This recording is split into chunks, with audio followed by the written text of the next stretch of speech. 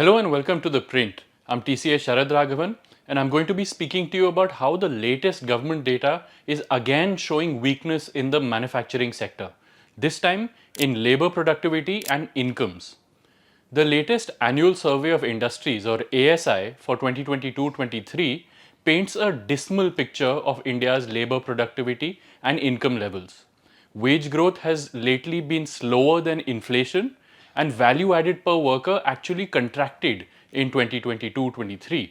In other words, while output and employment have increased, workers have seen their real incomes shrink and their productivity fall, highlighting a stark contrast between the quantity and quality of employment.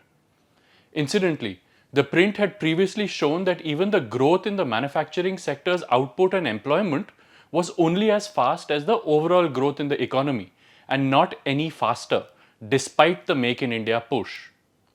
Additionally, the ASI data shows that many of the sectors that employ the most people don't feature among the sectors that add the most value to the economy, which is another indicator that a large part of India's labor force is employed in low value jobs. Finally, the data presented in the ASI is in current prices without incorporating the impact of inflation.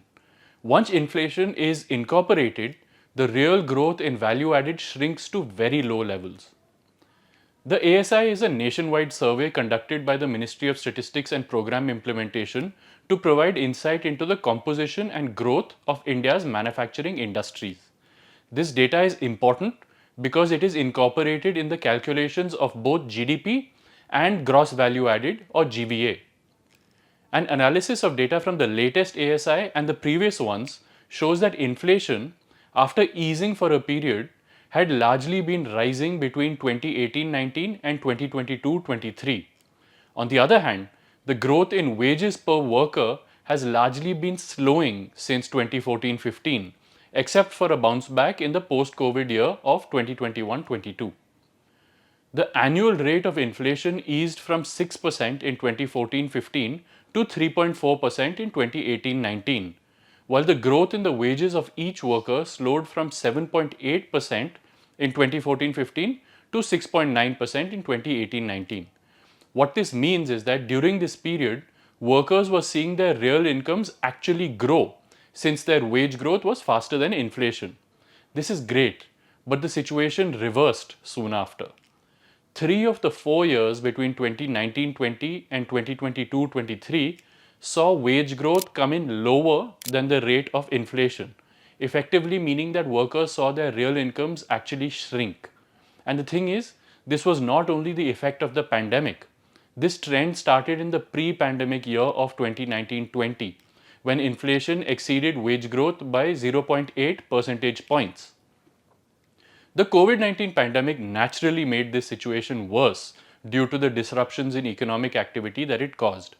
In 2020-21, inflation exceeded wage growth by 5.4 percentage points. In other words, workers saw their real incomes shrink by 5.4%. The post-pandemic bounce back in economic activity led to this being temporarily reversed, with wage growth rebounding to 10% in 2021-22, while inflation stood at 5.5% that year.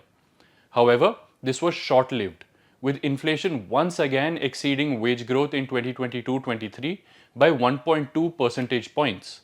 So workers are again back to seeing their real incomes contracting. This poor wage growth can perhaps be explained by the fact that improvement in the productivity of India's manufacturing workforce has been declining consistently since 2014-15, except for a temporary statistical boost it received due to the impact of COVID-19. The growth in the gross value added per worker, a measure of the growth in their productivity, slowed from 6.6% in 2014-15 to just 0.6% by 2018-19, before actually contracting by 5.4% in 2019-20. That is, the gross value that a manufacturing worker added in 2019-20 was less than what they added in the previous year. This then bounced back to a growth of 12.5% in the pandemic year of 2020-21, not because productivity increased, but because the number of workers fell that year by 3.2%, as companies laid off workers. The post-pandemic 2021-22 saw worker productivity grow even faster as industries ramped up their production again. However, this productivity again contracted in 2022-23, meaning each worker added less value that year than in 2021-22. The latest ASI also provides data on the sectors that contributed the most to employment and to value added. That is, which were the most labor intensive and productive ones. Comparing these two parameters provides some insight into whether India's labor is productively engaged or not. In 2022-23, 5 sectors accounted for more than 40% of India's manufacturing labor force. These are food products, textiles, basic metals, wearing apparel, and motor vehicles, trailers, and semi-trailers. However, of these, only the sectors that were also capital intensive, such as basic metals and the auto subsector, also featured amongst the sectors that added the most value. In other words, the sectors that were predominantly reliant on labor, such as food products, textiles, and wearing apparel, were not amongst the most productive.